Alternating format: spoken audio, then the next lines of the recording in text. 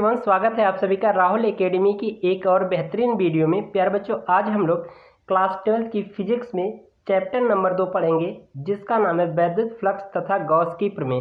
ठीक है प्यारे बच्चों, हमने इस चैप्टर के 2 वीडियो पढ़ा रखे हैं, एक वैद्युत फ्लक्स और दूसरा है गॉस की प्रमेय।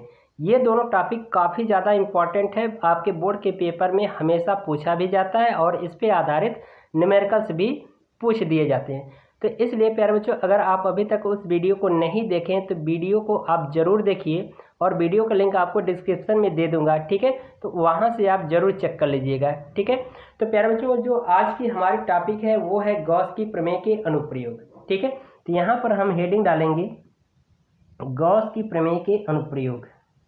गॉस की प्रमेय के अनुप्रयोग। ठीक है, जो हमारी आज मुख्य टॉपिक है वो है गॉस की प्रमेय के अनुप्रयोग। तो जो गॉस के प्रमेय के अनुप्रयोग हैं वो 3 टाइप के हैं। पहला जो अनुप्रयोग हम लोग पढ़ने वाले हैं आज वो है अनंत लंबाई के एक समान आवेशित सीधे तार के निकट वैद्युत क्षेत्र की तीव्रता। तो यहाँ पर हेडिंग डालेंगे अनंत लंबाई के एक समान आवेशित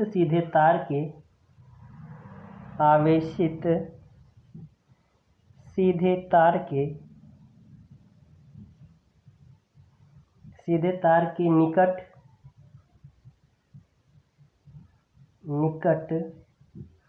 वैद्युत क्षेत्र की तीव्रता। वैद्युत क्षेत्र की तीव्रता। ठीक है, ये हमारा गॉस के प्रमेय का पहला अनुप्रयोग है और इसी का हम लोग बिल्कुल सिंपल और सरल तरीके से निगमन करने वाले हैं।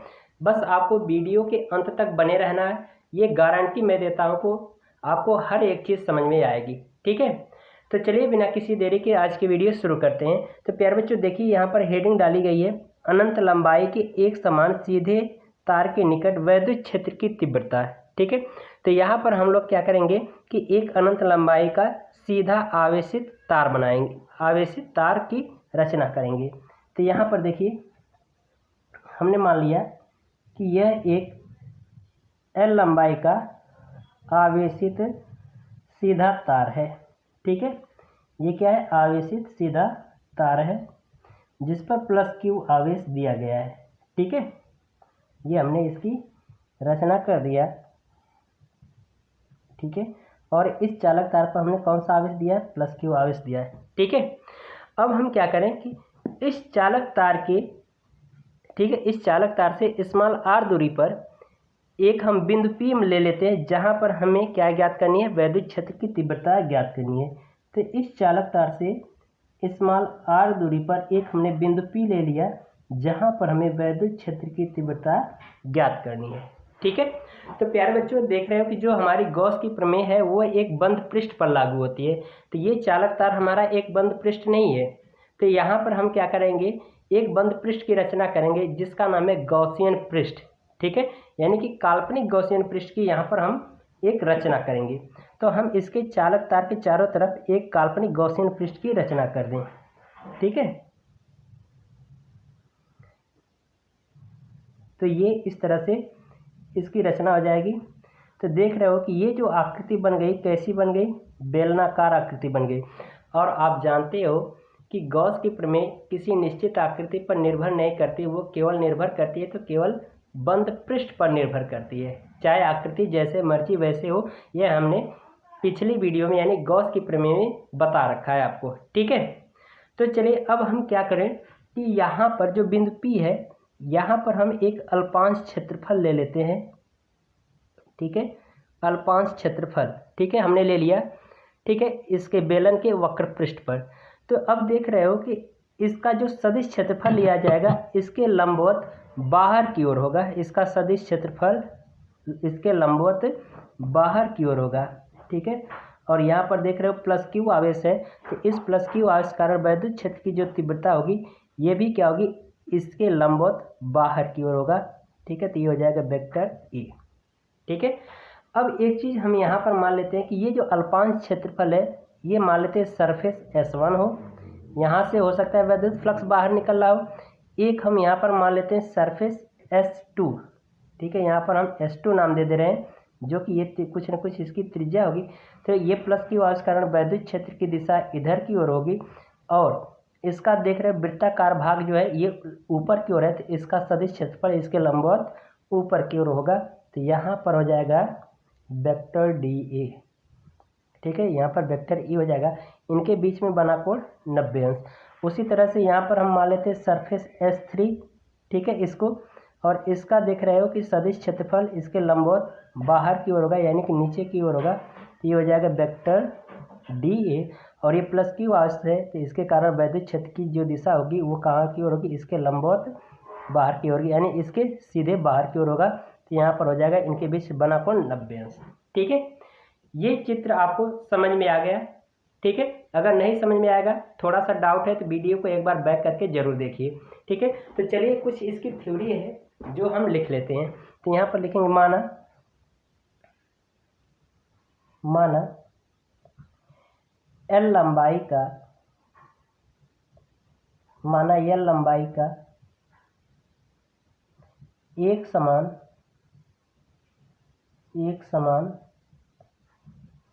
आवेशित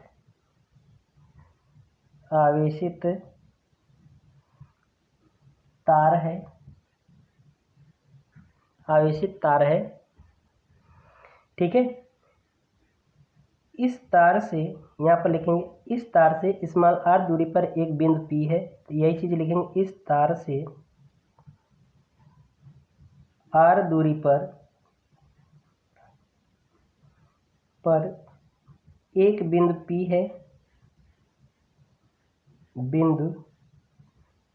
P है, जहाँ हमें वैद्युत क्षेत्र की तीव्रता ज्ञात करनी है। ठीक है, तो अब लिखेंगे। ठीक है, तो अब हम लोग निकालेंगे कि बिंदु P से होकर गुजरने वाला वैद्युत फ्लक्स। ठीक है, तो यहाँ पर लिखेंगे बिंदु P से गुजरने वाला वैद्युत फ्लक्स। ठीक है, तो वैद्युत फ्लक्स यानी कि बिंदु P से यहाँ से होकर गुजरने वाला वैद्युत फ्लक्स का मान निकालें। तो इसके लिए मैंने फार्मूला निकाला था, ये होता है, यहाँ पर हम लिख सकते हैं। ये देख रहे हो कि वैद्युत फ्लक्स मतलब सरफेस S1 पर निकाल रहे हैं, तो हम इसको लिख सकते हैं कि d फाई S1 बराबर, इसके लिए फार्मूला हमने बताया था vector E dot vector dA। इसके लिए एक वेक्टर का फार्मूला होता है, चूँकि vector A dot vector B बराबर होता है AB cos थीटा। तो इसी के फॉर्म में इसका विस्तार कर देंगे, तो ये हो जाएगा d फाई S1 बराबर E dot dA cos theta. ठीक है, अब यहाँ पर देखिए थीटा का मान क्या हो जाएगा, देख रहे हो सदिश क्षेत्रफल इसी दिशा में है और वैद्युत क्षेत्र की भी दिशा इसी लाइन पर है, तो इसलिए इनके बीच में बना कोण कितना हो जाएगा, 0 अंश हो जाएगा। ठीक है, तो यहाँ पर लिख सकते हैं चूँकि थीटा बराबर कितना हो जाएगा, 0 अंश, तो इसलिए यहाँ पर मान रख दीजिए, तो हो जाएगा d फाई S1 बराबर E डॉट dA cos 0 अंश, और cos 0 अंश का मान 1 होता है, तो यहाँ पर 1 रख देंगे, तो हो जाएगा d फाई S1 बराबर E डॉट dA। इसको मान लें समीकरण नंबर 1। ठीक है, यानी कि हमें पता चल गया कि ये जो सरफेस S1 है, सतह S1, इससे होकर के गुजरने वाला वैद्युत फ्लक्स कितना होगा, d फाई S1 बराबर E डॉट dA होगा। ठीक है, अब हम ये पता कर लें कि जो बेलनाकार जो पृष्ठ है इसके वृत्तीय भाग से होकर के गुजरने वाला वैद्युत फ्लक्स कितना होगा। तो हम लिखें कि बेलनाकार वृत्तीय पृष्ठ, या हम ये कह सकते हैं कि वृत्तीय पृष्ठ S1 व S2 से होकर के गुजरने वाला वैद्युत फ्लक्स। तो यहाँ पर लिखेंगे वृत्तीय पृष्ठ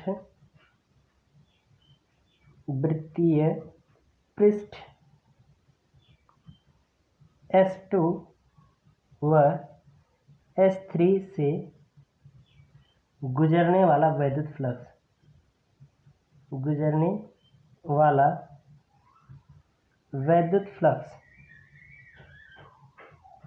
ठीक है।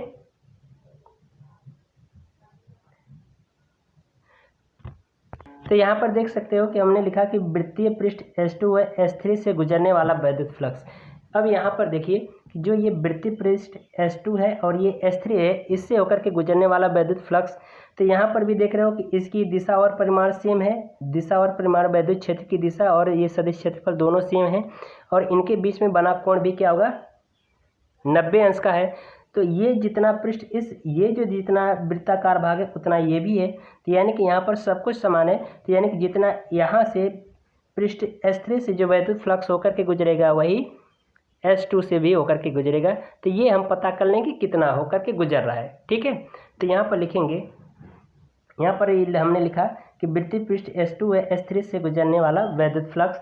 तो यहाँ पर हम ये लिख सकते हैं, दोनों का सेम होगा तो लिख सकते हैं d फाई S2 बराबर d फाई S3 बराबर, दोनों सेम होंगे, दोनों का मान बराबर आएगा, तो इसलिए मैं एक ही साथ लिख रहा हूँ, ठीक है। तो यहाँ पर हो जाएगा वेक्टर E डॉट dA, ठीक है। तो यहाँ पर अब आप लिख दीजिए, विस्तार कर दीजिए, तो हो जाएगा E dot dA cos theta, ठीक है। और यहाँ पर देख रहे हो जो थीटा बराबर कोण कितना बन रहा है, 90 अंश का बन रहा है। तो यहाँ पर 90 अंश रख दीजिए, तो ये हो जाएगा E डॉट dA cos 90 अंश, और cos 90 अंश का मान होता है बच्चों 0, ठीक है। तो यहाँ पर रख देंगे मान 0, तो ये हो जाएगा d फाई S2 बराबर d फाई S3 बराबर E डॉट dA गुणे 0। तो ये पूरा पद कितना हो जाएगा, 0 हो जाएगा। तो ये हो जाएगा d फाई S2 बराबर d फाई S3 बराबर कितना हो जाएगा, 0।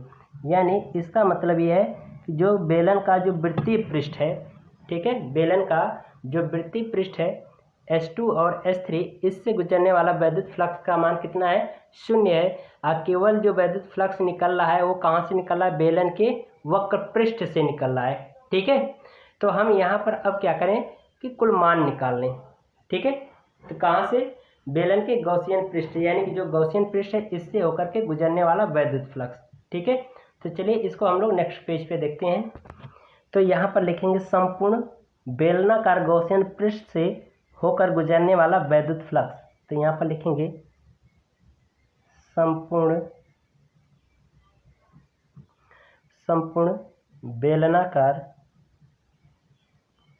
बेलनाकार गॉसियन पृष्ठ से, संपूर्ण बेलनाकार गॉसियन पृष्ठ से गुजरने वाला वैद्युत फ्लक्स,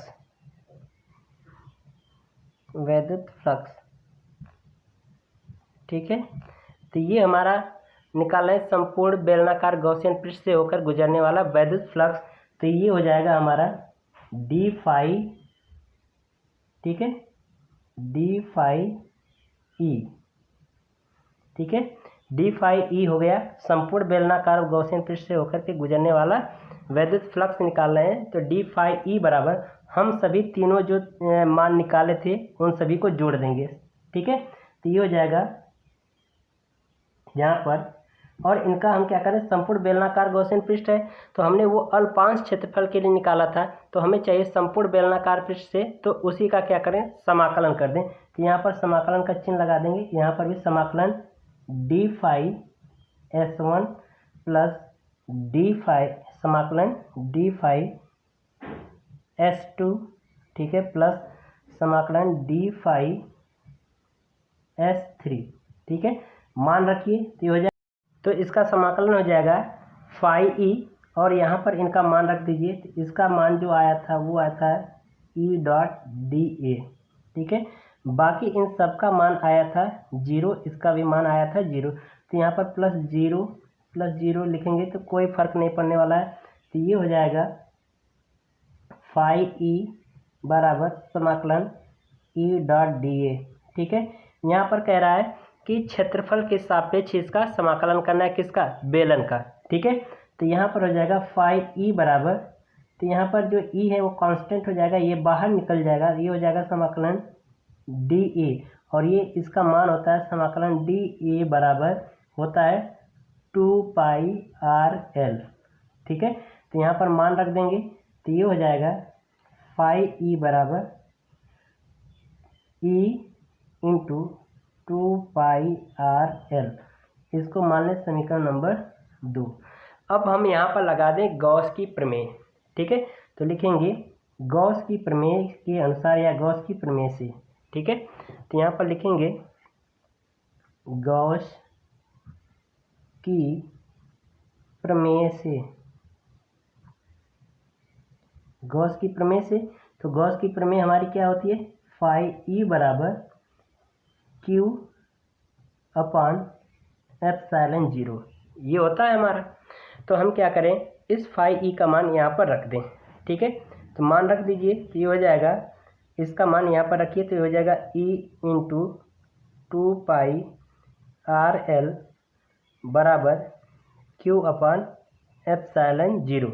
हमें वैद्युत क्षेत्र की तीव्रता का मान निकालना है, यानी ई का मान निकालना है, तो इसका इधर भाग करा दें। तो ये हो जाएगा आपका